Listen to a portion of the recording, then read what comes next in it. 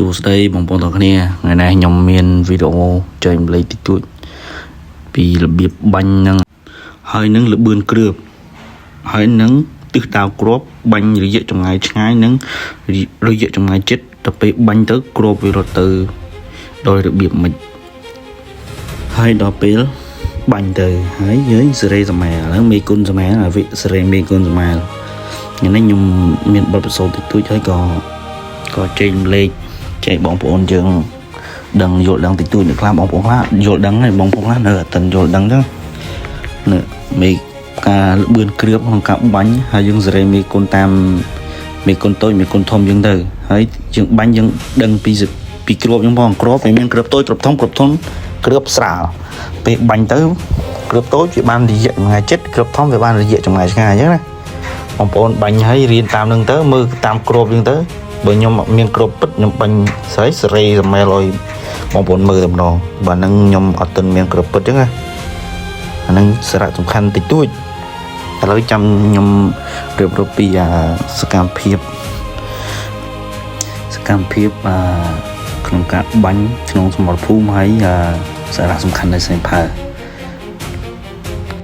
ហើយសារៈសំខាន់ស្នេផើពេលចូលសមរភូមិវាមានសារៈសំខាន់អ្វីខ្លះចាំខ្ញុំប្រាប់តិចទៀតខាងមុខហ្នឹងហើយតើវាមានសារៈសំខាន់អ្វីខ្លះចំពោះសារៈសំខាន់ស្នេផើពេលយើងបាញ់ហើយស្នេផើមានសារៈសំខាន់ដូចជាខ្ញុំប្រាប់ហ្នឹងឥឡូវយើងស្នេផើយើងកំភ្លើងយើងមានសម័យហើយយើងស៊ូបានឆ្ងាយភ្នែកយើងមុំអត់មើលឃើញណាតែសម័យមើលបានឆ្ងាយសម័យយើងចុះថាស្នេផើរៀនជំនាញគឺមានដូចជារៀនលាក់ខ្លួននឹងយោការនិងរាយការណ៍ទៅមេបញ្ជាការរបស់យើងហ្នឹងណាសកម្មភាពខ្មាំងឥឡូវខ្មាំងដូចជាក្នុងវីដេអូហ្នឹងខ្ញុំបង្ហាញឥឡូវសកម្មភាពខ្មាំងទៅមុខគ្នាឧទាហរណ៍នៅលើដងរែកយើងទៅមុខគ្នាអញ្ចឹងណាអាហ្នឹងយើងទៅមុខគ្នាហើយនោះ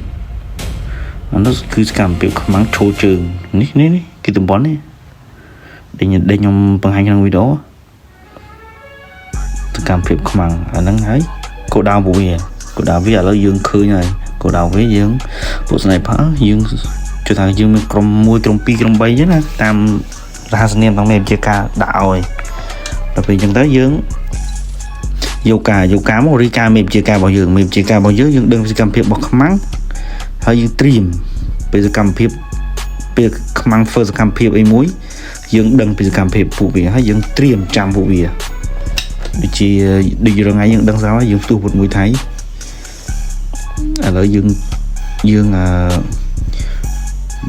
យកការបានអស់ហើយឥឡូវយើងត្រៀម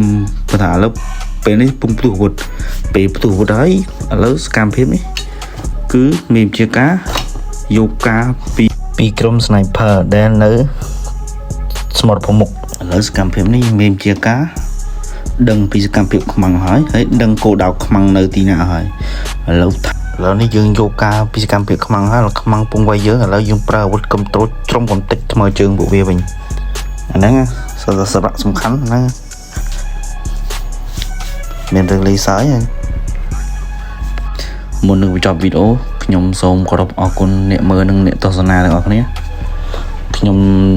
មានវីដេអូជាច្រើនទៀតខ្ញុំចែករំលែកហ្នឹងខ្ញុំចែករំលែកតិចតួចតែប៉ុណ្្នឹងហើយចាំមើលខ្ញុំមានពេលទៅនេះទៅព្រោះនៅស្មោះប្រមុខទៅថាភ្លៀងរងថ្ងៃសភាពការក៏នៅរៀងតាំងឡើយធ្វើប្រហែលហាត់បាននេះហ្នឹងទៅថាមុននឹងបញ្ចប់ខ្ញុំសូមបងប្អូនជួយ like និង subscribe ខ្ញុំនេះមកដើម្បីជាការលើកទឹកចិត្ត Goodbye អ្នកទាំងអស់គ្នាបើវីដេអូខុសឆ្គងកន្លែងណាក៏សូមខន្តីអភ័យទោសពីបងប្អូនពីអ្នកមើលនិងអ្នកទស្សនាផងដែរ